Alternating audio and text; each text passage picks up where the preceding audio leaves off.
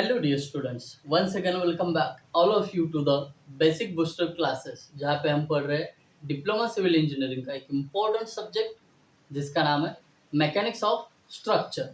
तो गाइस, कल के लेक्चर में हमने सेकेंड यूनिट स्टार्ट किया था जिसका नाम है simple stress and strains.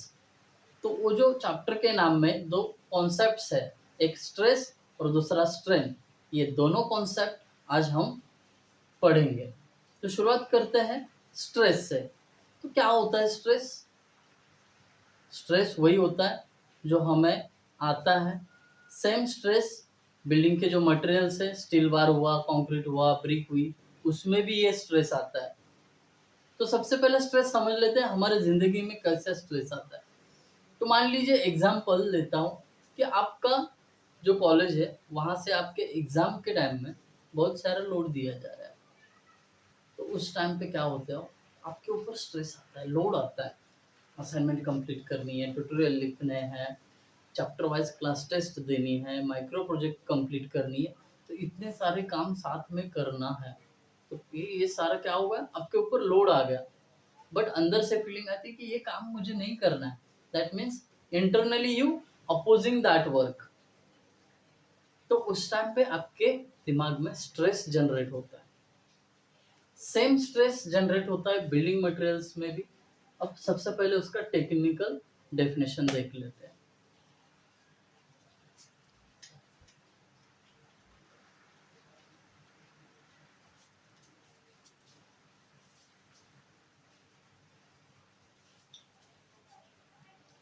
Hello dear students, once again welcome back all of you to the basic booster classes, जहाँ पे हम पढ़ रहे हैं डिप्लोमा सिविल इंजीनियरिंग का एक इम्पोर्टेंट सब्जेक्ट जिसका नाम है मैकेनिक्स ऑफ स्ट्रक्चर। तो जी हाँ दोस्तों, कल के लेक्चर में हमने स्टार्ट किया था second unit simple stresses and strains. तो ये जो चैप्टर का नाम है, इसमें दो इम्पोर्टेंट कॉन्सेप्ट आते हैं, एक स्ट्रेंस स्ट्रेन, दूसरा स्ट्रेस। तो ये दोनों कॉन्सेप्ट आज के लेक्चर में हम समझने वाले हैं।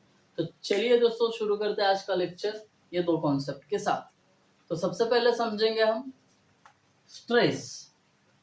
स्ट्रेस क्या होता है? जी हाँ दोस्तों, जो आपको आता है, जो मुझे आता है, जो सबको आता है, वही स्ट्रेस सेम आता है बिल्डिंग के मटेरियल्स में, चाहे वो स्टील हो, ब्रिक हो, कंक्रीट हो या वुडन सेक्शन, सब में स्ट्रेस आता है। तो सबसे पहले समझ लेते हैं अपने जिंदगी का स्ट्रेस क्या होता है। मान लो कि आप कॉलेज में पढ़ रहे हो, एग्जाम का टाइम है, सेमेस्टर एंडिंग है, सबमिशन का पीरियड चालू है, आपको असाइनमेंट्स लिखने हैं, माइक्रो प्रोजेक्ट सबमिट करने हैं, ट्यूटोरियल लिखने हैं, चैप्टर वाइज टेस्ट देना है। तो इतना सारा काम आपको एक साथ करना है। दैट मीन्स आपके ऊपर बहुत सारा लोड है।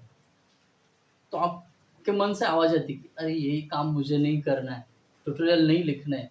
That means internally you opposing to do that work. और जब आपके अंदर से आवाज आती है कि यार मुझे ये काम नहीं करना है, तो उस टाइम पे आपके मन में एक स्ट्रेस पैदा होता है। वही स्ट्रेस सिमिलरली मटेरियल में भी पैदा होता है। जब मटेरियल के ऊपर लोड आता है, मटेरियल के ऊपर एक्चुअल लोड आता है, और हमारे ऊपर जो लोड आता है कौन सा, माइक्रो प्रोजेक्ट का, असाइनमेंट का, ट्यूटोरियल का, चैप्टर वाइज टेस्ट का, ये लोड आता है। समझ गए स्ट्रेस कब आता है?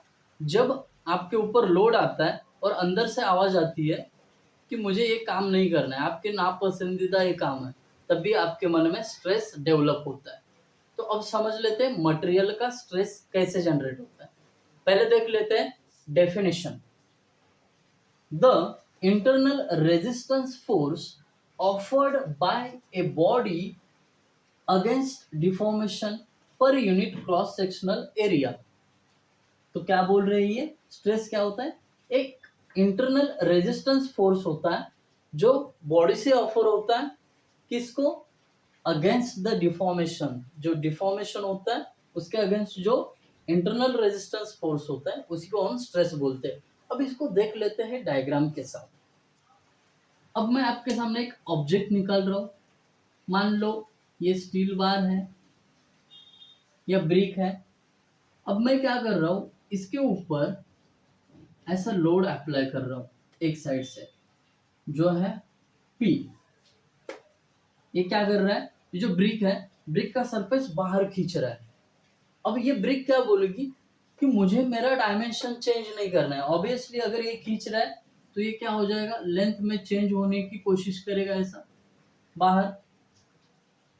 इधर फिक्स है या इधर भी एक अपोजिट फोर्स मान लो P, तो दोनों तरफ से क्या हो रहा है, ये लेंथ चेंज हो जाएगी ना। अगर किसी चीज को दोनों तरफ से खींचते हो तो लेंथ चेंज हो जाएगी। लेकिन ये ब्रिक जो है बोल रही है कि मुझे चेंज नहीं होना है, तो चेंज नहीं होना है, that means this brick internally resisting to this forces.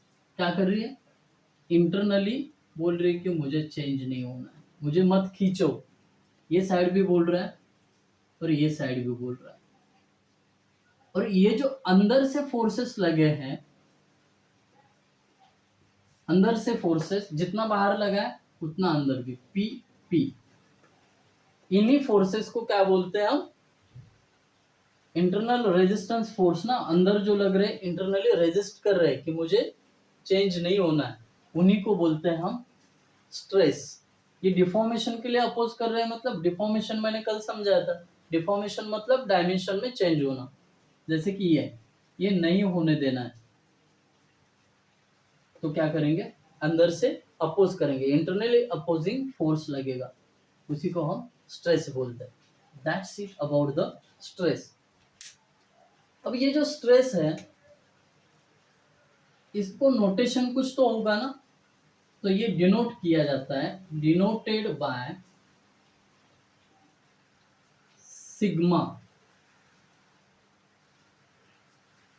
ये जो स्ट्रेस है किससे डिनोट किया जाता है, सिग्मा से। अब इसका फॉर्मूला क्या होगा सिग्मा का, sigma is equal to internally resisting force P, क्या बोला था हमने, per unit cross sectional area. Per unit मतलब ये देखिए ऐसे, पर यूनिट क्रॉस सेक्शनल एरिया। ये हुआ इसका फॉर्मूला जो बहुत इंपॉर्टेंट है, आपको समझ में आएगा जैसे ही हम न्यूमेरिकल स्टार्ट करेंगे, ये बार बार लगेगा। अब लास्ट में आते हैं हम इसके मेजरिंग यूनिट पे। इसका एसआई यूनिट क्या होगा, यूनिट कैसे डिफाइन करते हैं, ये क्वांटिटी मेजर की जाती है किलो न्यूटन में और ये mm² में। एक्चुअली ये किलो न्यूटन, हम इसमें न्यूटन में मेजर करने वाले हैं, तो न्यूटन पर mm² इसका क्या होगा, मेजरिंग यूनिट होगा। So this all things about the stress. अब देख लेते हैं इसके दो टाइप भी होते हैं, इसके दो टाइप भी होते हैं स्ट्रेस के। पहला जो टाइप है वो है टेंसाइल स्ट्रेस, टेंसाइल स्ट्रेस। अब टेंसाइल स्ट्रेस कब कहेंगे, जब किसी बॉडी पे पुलिंग नेचर का फोर्स लगता है, उसको हम टेंसाइल स्ट्रेस बोलते हैं। The stress developed due to pull forces, then that stress is known as tensile stress। कैसे, मैं डायग्राम इसका निकालता हूं, ये देखिए ऐसे अगर आप खींच रहे हो, पुल फोर्सेस, पुल दोनों तरफ से पुल लगा और उसके कारण अगर स्ट्रेस जनरेट हुआ तो उसको टेंसाइल स्ट्रेस बोलेंगे। और इसी का दूसरा टाइप आता है कॉम्प्रेसिव स्ट्रेस, कॉम्प्रेसिव स्ट्रेस। अब कॉम्प्रेसिव इसके अपोजिट, यानी आप समझ गए हो, the stress generated due to push forces. ये जो है बॉडी, इसको अगर आप दोनों तरफ से पुश कर रहे हो तो इसके कारण अगर स्ट्रेस जनरेट हो रहा है तो उसको क्या बोलेंगे हम, कॉम्प्रेसिव स्ट्रेस। आइए मैं डायग्राम में दिखाता हूं। ये ऐसा आपका बॉडी है और ये बॉडी को क्या किया जा रहा है, दोनों तरफ से पुश कर रहे हैं, इसको क्या बोलते हैं हम, कॉम्प्रेस कर रहे हैं ना, कॉम्प्रेस कर रहे हैं। तो कॉम्प्रेशन के कारण पुश फोर्सेस, जब पुश फोर्सेस लगते हैं तब जनरेट होता है कॉम्प्रेसिव स्ट्रेस। तो गाइस ये टोटल अबाउट है स्ट्रेस के। नाउ समझ लेते हैं दूसरा कॉन्सेप्ट।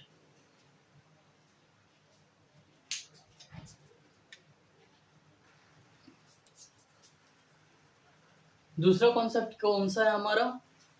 स्ट्रेन। तो स्ट्रेन को समझ लेते हैं। चेंज इन डायमेंशन पर ओरिजिनल डायमेंशन। एक लाइन में ये तो दूसरा कॉन्सेप्ट कौन सा है? स्ट्रेन। आइए समझ लेते हैं इसको। पहले देख लेते हैं इसका definition. It is ratio of change in dimension to the original dimension. तो ये जो स्ट्रेन है ये क्या है? रेशियो है। किसका किसके साथ? चेंज इन डायमेंशन का ओरिजिनल डायमेंशन के साथ। चलिए इसको समझ लेते हैं एक एग्जांपल देख के। यहाँ पे आपके पास एक ऑब्जेक्ट है जिसको क्या किया जा रहा है? दोनों तरफ से पुल किया जा रहा है, okay, with the force P। ये ऑब्जेक्ट ओरिजिनली जो है 4 मीटर का है। मान लीजिए 4 मीटर का है। अब इसको खींचने के कारण क्या हो गया? ये साइड पे ये इसका थोड़ा सा लेंथ बढ़ गया और ये साइड भी कुछ लेंथ बढ़ गया। ऑब्वियसली दोनों तरफ से पुल करोगे तो इसका लेंथ बढ़ेगा। तो ये कितने से बढ़ेगा? मान लेता हूं मैं ये बढ़ा 1 मीटर से और ये साइड बढ़ा 1 मीटर से। तो कुल मिला के 2 मीटर से हमारा ओरिजिनल जो ऑब्जेक्ट था बड़ा हुआ है। तो इसका अगर मैं स्ट्रेन निकालना चाहूँ तो कैसे निकालूंगा? स्ट्रेन इसी से समझ लेते हैं हम। तो एक स्ट्रेन को डिनोट किया जाता है पहले स्मॉल ई से। ये समझिए, स्मॉल ई से डिनोट किया जाता है स्ट्रेन को। तो मुझे अगर इस बॉडी का स्ट्रेन निकालना है तो क्या करूंगा मैं? It is the ratio of change in dimension. इसका मतलब रेशियो है ये किसका? Change in dimension, change in dimension upon original dimension.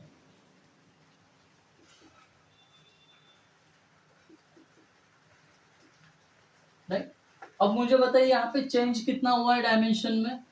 Therefore E is equal to कितना चेंज हुआ है? यहाँ पे 1 मीटर, वहां पे 1 मीटर, यानी टोटल 2 मीटर का चेंज आया हुआ है। और ओरिजिनल डायमेंशन कितना था? 4 मीटर। तो क्या होगा? 2 1 जा 2, 2 2 जा 4। Therefore E is equal to 1/2 का मतलब 0.5। इसको यूनिट आएगा क्या? नहीं आएगा, क्योंकि ये रेशियो है दो सेम क्वांटिटीज का, लेंथ टू लेंथ रेशियो है, इसलिए ये मीटर को मीटर कैंसिल होगा, ये यूनिट नहीं आएगा। तो हमें स्ट्रेन मिलेगा 0.5। इतना सिंपल है। अगर आपको कैलकुलेट करने बोले स्ट्रेन तो इतना सिंपल फॉर्मूला यूज करना। अब ये जो स्ट्रेन देखा समझ में आया। अब इसके आते हैं अगेन 3 टाइप्स। मैं आपको बताता हूँ कौन से हैं। सबसे पहला टाइप आता है इसमें लीनियर और लॉन्जिट्यूडनल स्ट्रेन। पहला कौन सा है? लीनियर और लॉन्जिट्यूडिनल स्ट्रेस। Longitudinal stress.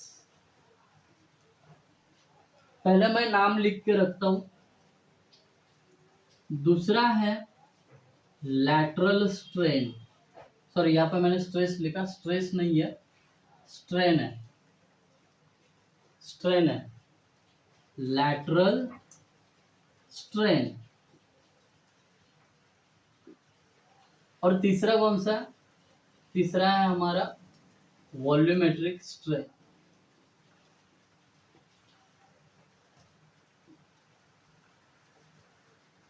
अब ये तीनों टाइप बताने से पहले मैं आपको कुछ ये जो डायमेंशन का है ना उसके बारे में क्लियर करवाना चाहता हूँ।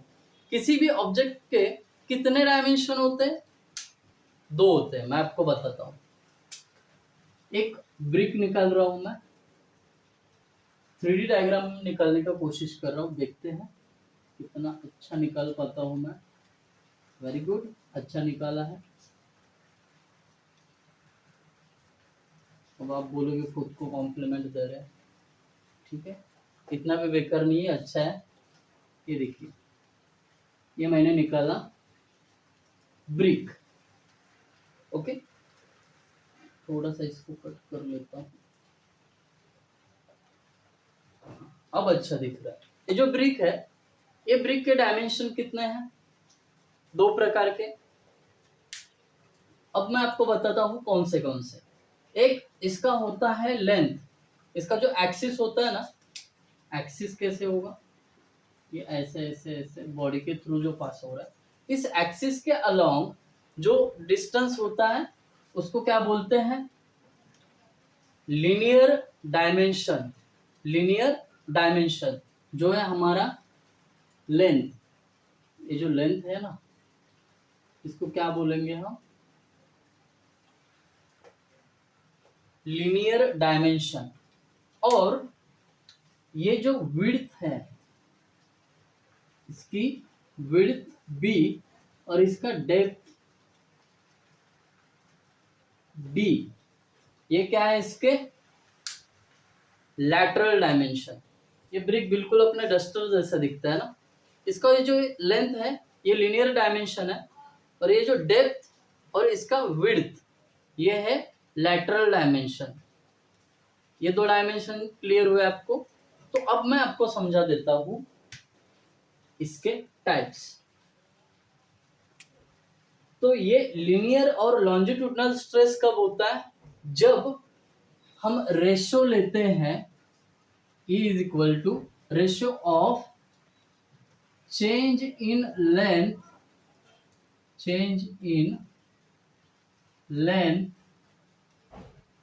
to the original length,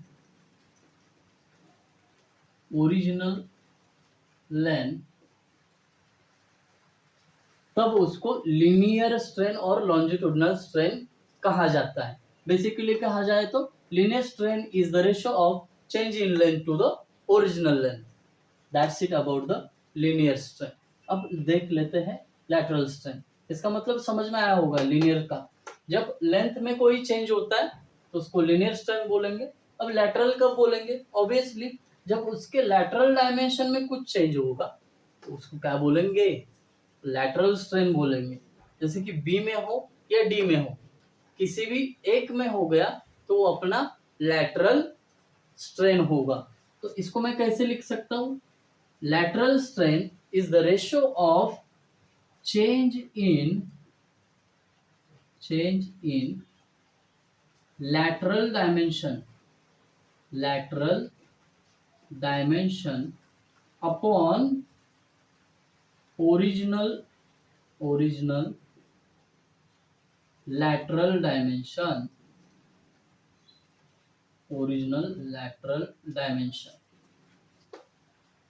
बस बात खत्म। लैटरल स्ट्रेन का मतलब यही याद रखना कि किसी लैटरल डायमेंशन में अगर चेंज हो गया तो उसको लैटरल स्ट्रेन बोलते हैं। अब यहाँ पे देखिए आपके पास ऐसा स्टील रॉड है, ठीक है,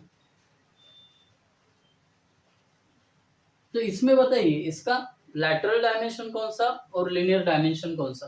तो मैं बताता हूँ आपको। इसका जो ये डायमीटर होता है ये होता है लैटरल डायमेंशन, और इसका जो लेंथ होता है ये होता है लीनियर डायमेंशन। तो अगर स्टील बार का आपको स्ट्रेन निकालना है तो आप चेंज इन डायमीटर लोगे तो आपका लैटरल स्ट्रेन होगा, और चेंज इन लेंथ लोगे तो आपका लीनियर स्ट्रेन होगा। That's it.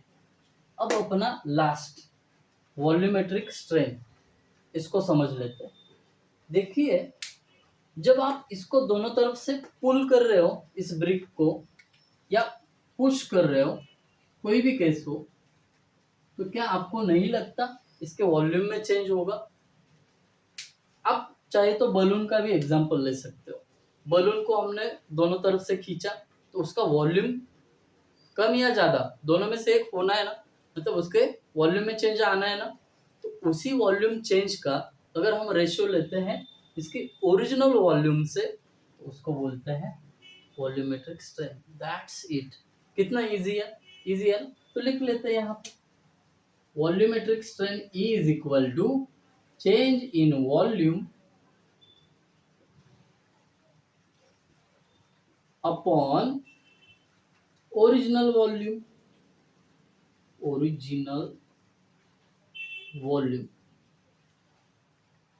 That's it.